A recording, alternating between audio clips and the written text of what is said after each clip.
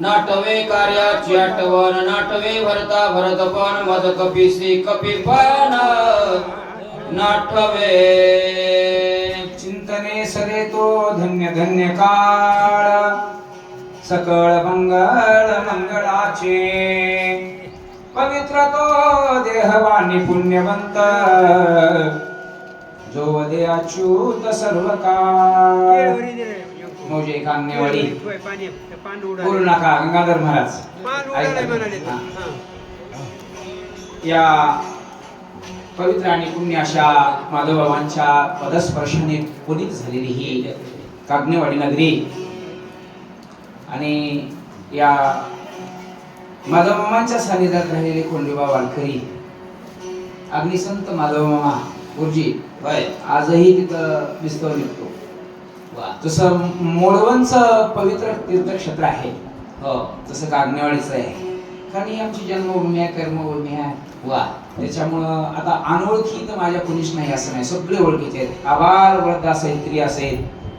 या ठिकाणी एक मी अर्धा मिनिट घेणारच आहे. तुम्ही घ्या म्हणला तरी घेणार आहे, नाही म्हणला तरी घेणार आहे. अंगद महाराजांनी फोन केला, गुरुजी होय यावं लागतंय. मी म्हणलं काय येणार नाही, गावच माझं आहे.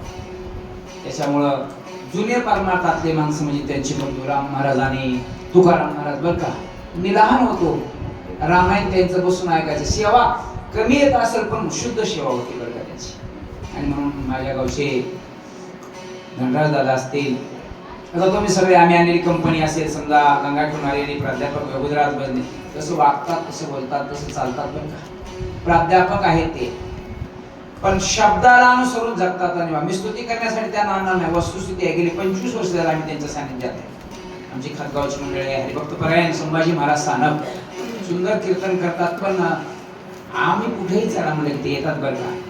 आणि म्हणून सर्व आपले सगळेच असतील. आता हरिचंद महाराज गावचा आता सुंदर असं सत्याचं नियोजन करतात बरं सगळे जर म्हणून मी आता सर्वांचा नामोल्लेख करत नाही. शिंदे महाराज असतील, वाघ महाराज असतील, व्यंकटराव असतील, तिकडून आमचे कंडक्टर साहेब आले त्याच्यावरून मोडवरून. आणि म्हणून मी सर्वांच्या मस्तक हे पायावरी या वारकरी संतांच्या. कारण मीच तुम्हाला मागे सांगितलं होतं बरं का, धावत्या वेळेला सेवा करायची. पण एक लक्षात ठेवा, आम्हाला दोन्ही गाड्या चालवतात. एक्सप्रेस बी गाडी जमते आणि ऑर्डिनरी बी जमते. म्हणून माझ्या दोघांचंही ग्रंथकर्ते गावबा काका सांगतात, भरत हे भरतपणाला विसरले, हनुमंत हनुमंती माझी ऐसी आठवण विसरले दयाचे अंतकरण. मग काय झालं ऐका. भरत या करुषुली वृत्ती मावळली उभय स्फूर्ते कैचा राम कैचा मारुती उर्मिला पती स्मरे कोणा वृत्ती झाली जनन दिशी. दोघांची वृत्ती विसरले. कसला राम कसला मारुती, लक्ष्मण कसला उठवायचा आहे. जागोईल सर्व जगती मरकट नेने कार्यसिद्धी उशीर लागला रघुपती क्षमाने शेते मदत करण. एक सेवक आहे, हनुमान सेवक आहे, प्रभू रामचंद्र स्वामी आहेत. नतमस्तक झाले प्रभू, उशीर झाला. घातले लोटांगण सुदृढ माता धरले चरण मध्ये क्षमा करो रघुनंदन विकेहीन मरकट. जातीमान माणसं मोठे असतात तेवढे नम्र असतात गुरुजी, आणि जेवढे बारक्यातून मोठे झाले असतात तेवढे अहंकारी असतात. माझा हनुमान निष्ठावंत भक्त होता, माफ करा म्हणून लागले प्रभू. ऐकता कवीचे वचन तटस्थ झाला रघुनंदन रामी नाटवे राम पण भरत संपूर्ण कोंदाला. माझ्या हनुमंत भरताचं भक्तीचं भजन केलं आणि मी एक भक्तही त्या ठिकाणी मग्न झाला, देवही मग्न झाला. ही भक्तीच्या शक्तीची ताकद आहे. प्रेमे बोलला रघुनाथ पुढे देखे भरत उटंड्या लिंगो धावत. प्रेम अद्भुत भरताचे. मला बरंच काही सांगायचं होतं पण गुरुजींनी 1/3 बी केला पाहिजे, 1/4 केलं पाहिजे, एखादा सारांश असला की त्याचं विस्तारित बी रूप केलं पाहिजे. पण समय जाना मग दोघे विसरले का. ह्या प्रेमातले भावाभावाची भक्ती कशी असावी वारंवार सांगतोय, माझ्या गावात सांगतोय, कुठेही सांगतोय. जसं सांगतोय तसं वागतोय, हे लक्षात ठेवा. आणि म्हणून प्रेम निर्माण झालं भावाचं. आणि का होणं होतं आम्हाला आता एक काकडीसाठी जर तुम्ही भांडण करत असता तर तुम्ही रामायणाचं रहस्य उलगडा जरा बाजूला सारा. काय म्हणू लागले ऐका. मज लागे कष्ट लासे व्रते तपे सायासे उग्र कर्मे आचरणासे उपवास मज लागे. ऋषी भरत तिथं आहेत का? तिथं नाही. परंतु माझ्या प्रभू रामचंद्राचं प्रेम एवढं दाटून आलं की माझ्या हनुमंतालाच म्हणू लागले उग्र कर्माचरणासी. नंदीग्रामाच्या बाह्य प्रदेशामध्ये जाऊन त्यानं भक्ती केली ना, ती भक्ती माझ्या प्रभू रामचंद्रापेक्षाही श्रेष्ठ होती. कारण तिथं देवच होती, त्याचा काही प्रश्न नाही. देवाबरोबर कुणाची तुलना करता येत नाही. माझ्या उर्मिलेची भक्ती आहे का? माझ्या राजऋषी भरताची भक्ती आहे का? काय भक्ती केलीस ऐका म्हणून. दोघे करो भोजान सुंदर षडरसे राजान सांडी हे वल्कला भरण करी परिधान दिव्य वस्त्रे. सूर्यवंश कुळातल्या आहात आपण आणि म्हणून मोठ्या कुळातल्या माणसानं खाली वागायचं नाही. श्रीमंत माणसानं उपभोग चांगला घ्यायचा, त्याचा अतिरेक करू नका. उठ चल भोजन करू का? कारण बऱ्याच दिवसाचा उपवास आहे. कोण म्हणतोय? राम प्रभू रामचंद्र हनुमंतरायाला माझा भरत आला असं समजून बोलू लागले. अभ्यंग मज्जान सोडी जडाचे वंदन रत्न खचित मुकुटाभरण सुंदर भूषण अंगीकार. खरं सांगा बरं, मी लहान होतो, सगळे माणसं एकत्र जेवत होते. आता पोरग 12 वाजता जेवतोय, माय 7ला जेवते, बाप 9ला जेवतो. घरात मेळ नाही. पैसा आलाय सध्या तो प्रेम कमी झालं. पैशावर माणसाचं प्रेम पैशावर गेलं आणि मग चाल उठ भोजन करू सुंदर.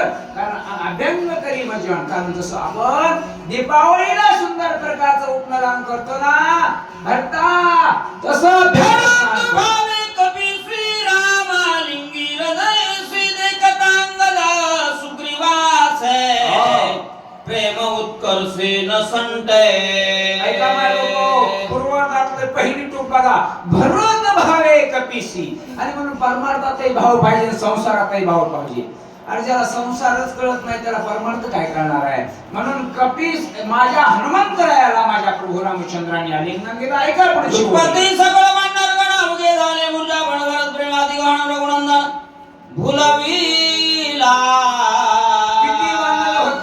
माकडं होते किती अस्वल होते तुम्हाला सगळ्याला माहित आहे. हे दोघं प्रेमात पडले तेही भुली टकमक झाली शब्दाशी कुलपे पडले भरत प्रेम उलटली समाधी लागले सर्वांचे. म्हणजे समाधी आहे का? समाधी अवस्था कशाला म्हणू? सगळा टकमक पडली का? प्रेमाची परमोच्च अवस्था म्हणजे समाधी आहे. लक्षात ठेवा. कारण प्रेमामध्ये माणूस एकदा गुंतला, अरे एवढा मोठा भुंगा लागून करतो पण सुमन त्या फुलातून बाहेर येत नाही. त्याला प्रेम आणि भाव म्हणतात. श्रीराम भजनी सावचित सत्वावस्था गिळोनी तेथ काय बोलत रामासे. राम राज्यातली गोष्ट आहे. लंकेमध्ये एक सद्भक्त होता, त्याचं नाव विभीषण होतं. ज्या गावच्या बोरी असतात त्या गावच्या बाबळी बी असतात बरं का. जिथं चांगले असतात तिथं वाईटही असतात.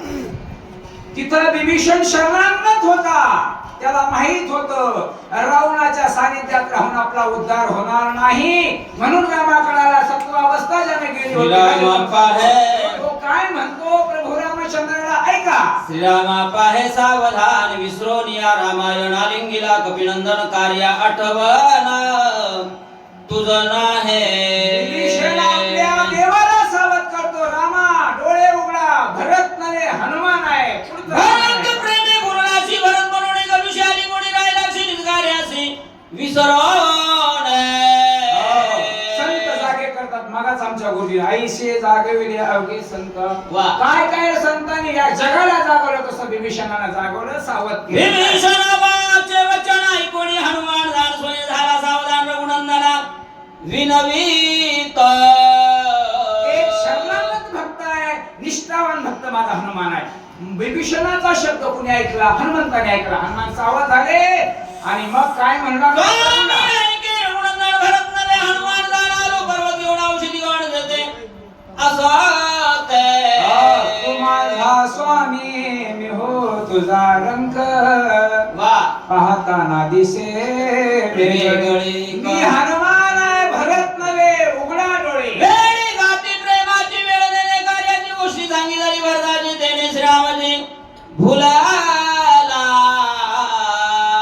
प्रेम आंधळ आहे प्रेम वेड आहे पण ते प्रेम कुठं असलं पाहिजे अंतःकरणात आणि नात्यातच असलं पाहिजे तसं माझ्या प्रभू रामचंद्राचं प्रेम माझ्या भरतावर होतं आणि त्याच्यामुळे ते भुलले शक्ती भेद स्वामित्र दान पडेल असे विसज्ञ याशी करावे सावधान रावण कंदन करावया धर्माचे पालन करणे पाखंडी खंडन देवा या धर्माचं पालन करण्यासाठी दुष्टाचा संहार करायचा रामराजाशी उडवा करायच्या वेळे घालात का मरकंड पाली खाली नेणे कार्य कार्य अंतर बहुत लाविला असे उशीर क्षमा रघुवीर मदकार स्वामी एक माकड समजा पायिक समजा उशीर झाला याच्याबद्दल दिलगिरी व्यक्त करतो ऐसे बोलणे हनुमंत चरणा लागला त्वरित सावध होणे रघुनाथ काय बोलत कपिसे देवाच्या सानिध्यात भक्ताशी जाता येत नाही अंगद महाराज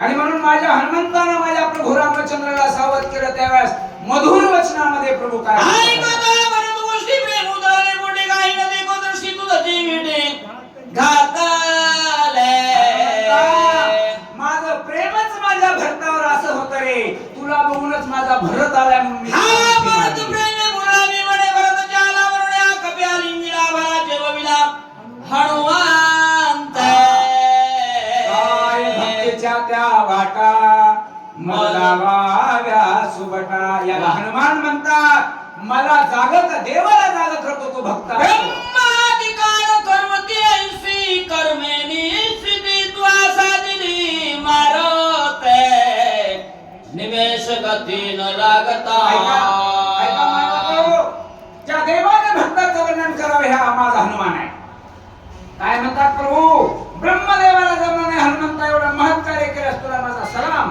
तुझ्या उपकारा तत्वता मिरुणी झालो कपिनाथा वाचा कुंडली सर्वता काही तत्वता न बोलवे बोलण्याची नाही आता देवाविन काय वाचा मौन बंद पडते हनुमंता तुझ्या कार्याबद्दल मी या ठिकाणी नतमस्तक तुझ्या कर्माची कथा काय सांगू हनुमंता शिला शुद्धीची कथा आहे कदाचिता सळकाप माझ्या हनुमंताला रामायणामध्ये जीवदाता म्हणतात जीवनदाता म्हणतात म्हणून तुझ्या कर्माची का काय काय कर्म केलेस लंकेमध्ये जाऊन ऐक इंद्रजित बदालागी सांगतो आवडविले सर्वांग ते गोष्टी ऐकता सवेग होती उद्वेग चित्तास सामान्य जीवाच्या चित्ताला उद्वेग व्हायच्यात मला देवाच्या चित्ताला उद्वेग झाला का जे कर्म मलाही जमलं नाही ते कर्म हनुमंता तो केलास भगवान बोलतात एका उपकारा उत्तीर्ण जीवे न होई जय कविनंदन सर्वस्वी आपण ऋणी संपूर्ण मी तुझा काय द्यावे त्यासी व्हावे उतराईन ठेवी तो हा जीव पाय तुझ्या पायावर माझं मस्तक ठेवतो देव भक्ताला म्हणतात काही न बोलवे सर्वता करुणी चरणी ठेविला माता येणे वारुणी तत्वला चरण रघुनाथाचे वंदिले रामायणामध्ये वारंवार सांगत असतो बघा माणसं असं पाय जोडून उभा टाकतात पण आलेली माणसं असली अशी पाय करतात का? अरे पायाचं दर्शन घ्या पण त्याचे चरण पवित्र आहे त्याचं दर्शन घ्या होय. आचरण शुद्ध आहे त्याचं दर्शन घ्या होय. हनुमंतरायाच्या पायावर माझ्या हनुमंतरायाच्या पायावर प्रभू रामचंद्र मस्तक ठेवतात प्रभू म्हणजे हनुमंतराया म्हणे देवा वेळे झालात का तुम्ही स्वामी आहात हात वर उचलले भगवंताच्या पायाचं राम दर्शन मारुते व्रतांत देखदा झाला विस्मित सुषेण वैद्य राजते त्याशी बोलता सुग्रीव हे दोघं प्रेमात अडकले वानराचा राजा सुग्रीव होता सुग्रीवानं सुषेणाला हळूच बोलवलं म्हणजे ह्याचं काम हे करूया पण आपणही धर्मनीतीनं वागलं पाहिजे आपलं काम आपण हे दोघे प्रेम मोदरणीत कार्यात विसरले आपण जाऊन वैल्या औषधी भार शोधावे बद्धोपकार केला होता माझ्या प्रभू रामचंद्रानं सुग्रीवावरती आणि त्या उपकारातून उत्तरही व्हायचं होतं का त्या ठिकाणी त्या सुग्रीवाला सुग्रीव राजा म्हणतो लक्ष्मणाला उठवायचंय औषधी आणायच्या सुषेना महान अशा प्रकारचा तो विशल्य मोया लक्ष्मणा ते कार्य साधी सुषेणा म्हणून लागला चरणा कार्य साधना साधावे. ऐका माझा बापू, माझ्या गावकऱ्यांची ओळी ऐका. वेळ प्रसंगाला नम्र कसं झालं पाहिजे. वानराचा राजा सुग्रीव सुसेनाच्या पायावर लागतो, कारण का या ठिकाणी आपला शरणागत म्हणून मित्राचं कार्य पूर्णत्वाला न्यायचं होतं. ऐक सुसेना, तुझ्या पाया पडतो सुग्रीव म्हणतात. ऐकोनी सुग्रीव उत्तर सुसेना निघाला सत्वर वानरा सगळा वानराचा भार पर्वत शिखर वळंघले. राजा बोले तर हवे. सुग्रीवाची आज्ञा आहे. सुसेन वैद्यराज आपल्या सर्व वानर सहित तयार होऊन पर्वतावर गेले. वानराचा भार सुसेन वैद्यराज सत्वर वळंघले पर्वत शिखर औषधी भार शोधावया. तो गंगागिरी पर्वत होता, गंगाधर महाराज. आणि त्या पर्वतावर हे सगळे 18 पद्म वानर, 72 कोटी असोर का 56 कोटी माकडं काय सगळे गेले औषधी शोधू लागले. दीर्घ पर्वत शिखरे रमणीय गिरी कंदरे दळे पूर्ण सरोवरे कमळे मनोहर शोभते. ज्या जगात नव्हतं ते त्या पर्वतावर होतं, तिथं शोधेन चाललं. भागराजी झाडे बहुते नंदोगर भागवत वन्नाचा बेपारिजात पर्वती बहुत पुष्प जाते. किती फुलांच्या जाती होत्या, बहुत अमित, ज्याचं वर्णन गावबा सांगतो. सरोवरी कर्णिकारे शिविती निरंतर जगारे पक्षीमुळे विचित्र चौफेरे किलकिलाते. जिथं माणसाच्या मनाला, सजीवाच्या मनाला आनंद वाटतो, तिथंच असणारं चैतन्य निर्माण होतं. तिथं सगळे पक्षी किलकिल करू लागले. अति रम्य पर्वत वानरे सैरा हिंड सुसेन वैद्यराज देता औषधी शोधिता अति वेगे. पर्वत रम्य आहे, पण त्या पर्वतावर वानर सैरा हिंडू लागले ना, म्हणजे स्वइच्छेनं. बंधन कुणाचं नाही. देवाच्या सानिध्यात जीव गेला की त्याला बंधन राहत नाही. तो देवच होतो. वानर देव होतो. पर्वत माता सावधान झाले औषधीचे दर्शन वैद्य सुसेन हरी खाता. ऐका माय बापू, ओ रे महाराज, जरा थोडं 2 मिनिट आलाव का तुम्ही? बर, माझ्या प्रभू भगवंताचं स्मरण सुसेन वैद्य राजाने केलं आणि औषधीचं दर्शन झालं. राम नामे सत्वर उपडून औषधी संभार करीत ना माता गदर वानर भाई. सुसेनाचं कार्य ऐका. भगवंताचं नामस्मरण केलं, दर्शन झालं, औषधी सापडल्या. उपडताना रामनामाचा गजर केला आणि पृथ्वी तळावर आले. पुढे काय झालं? उदरवाणी पृथ्वी तळी औषधी चूर्ण केल्या शिबिरा सगळी तत्काळी शक्ती मिळी ओताला. ऐका आहे दृढ धरावा भाव. 2 गोष्टी केल्या, उपडताना दिसताना, पण खाली येताना मात्र त्यानं पुसताना राम म्हणला नाही. ते चूर्ण केल्या कशावर? एका शिळेवरती. आणि तिथं माझ्या लक्ष्मणाला ब्रह्मशक्तीचा असणारा आघात झाला. रोज सुखारिता सत्वर सावध नवे जिजोमीर सुसेन धारा जिंदा दुर्गा ही विचार स्फुरेना. सर्जन सर्जनी याच्याही पलीकडचा सुशील वैद्यराज होता बरं का. सगळं त्या ठिकाणी मात्रा योग्य आहे, सगळं योग्य. औषधी सुद्धा प्रमाण योग्य घेतलं. शक्ती बिळात टाकलं, लक्ष्मण उठत नाही. सुसेन ब्रह्मादिकानुलंघन पूर्ण एवढा प्रयत्न केला, दारुण शेके सावध लक्ष्मण अद्यापि जाना होईना. संसाराचा गाडा ओढून ओढून माणसाची अवस्था अशी होते बरं का सज्जन हो. एवढा प्रयत्न केला, ब्रह्मदेवाला जमून एवढा गाडून दारून प्रयत्न केला, पण लक्ष्मण उठत नाही. अहंकारानं नडलं म्हणून उठला नाही. इथपर्यंतची कथा या ठिकाणी श्रवण केली. तुम्ही श्रोते मायबापाने ऐकली, आम्हाला बोलवलं, सन्मान केला. आपल्या सर्वांच्या चरणी एकदा मी नतमस्तक होतो. आता उर्वरित पुढची राहिलेली सेवा ही गावकरी